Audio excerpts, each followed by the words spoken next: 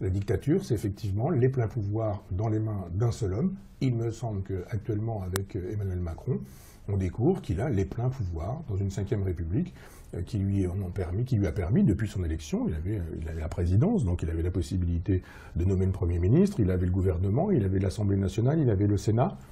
Et puis ajoutons à cela la quasi-totalité de la presse, de la banque, des réseaux d'influence, etc. Il avait tout. Il avait sa jeunesse, sa beauté, son intelligence, on a vu tout ça dans la presse, son talent, son génie, il était formidable, il était jeune, tout ça était formidable. Ce type arrive avec les pleins pouvoirs. Qu'a-t-il fait de ces pleins pouvoirs? Je veux dire, 1 an plus tard, on découvre l'état dans lequel il a mis la France. On se dit, bon, il y a eu des décadences successives, on n'aura pas pire, etc. Après Hollande, et puis on se dit, mais si, il y a pire.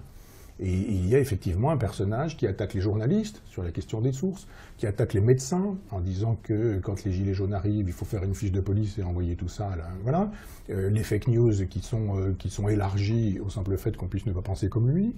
Le fait qu'il puisse prendre des décisions. Je nomme un copain consul à Los Angeles. C'est pas légal, mais peu importe, j'ai décidé. Le fait qu'il me vire de France Culture en estimant que j'ai plus de raison d'être sur le service public, sans que ça n'émeuve qui que ce soit.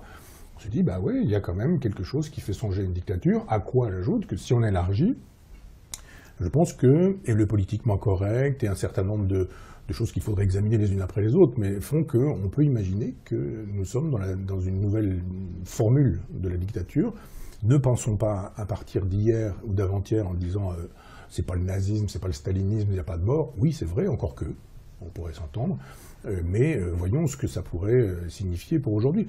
J'ajoute pour préciser le « encore que », assez probablement un jour on découvrira que ce que nous mangeons, ce que nous ingérons, les nourritures qu'on nous fournit aujourd'hui, tout ce qu'on trouve aujourd'hui dans les eaux qui sont prétendument nettoyées, etc., mais dans lesquelles subsistent un certain nombre de nanoparticules, les fameux perturbateurs endocriniens. Benoît Hamon a fait la quasi-totalité de sa campagne sur les perturbateurs endocriniens, très bien, mais si les glandes endocrines sont perturbées, comment? De quelle manière? Par quoi? Comment est-ce que ça se manifeste?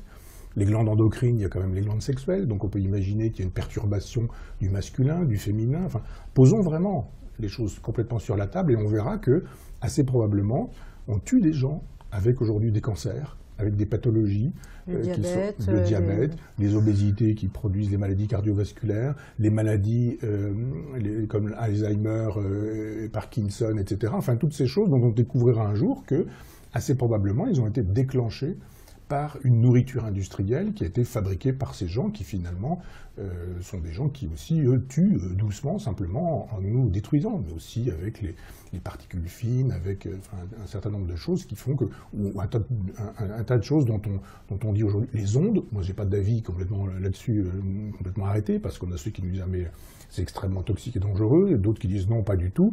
Je dis, les ondes, c'est pas rien.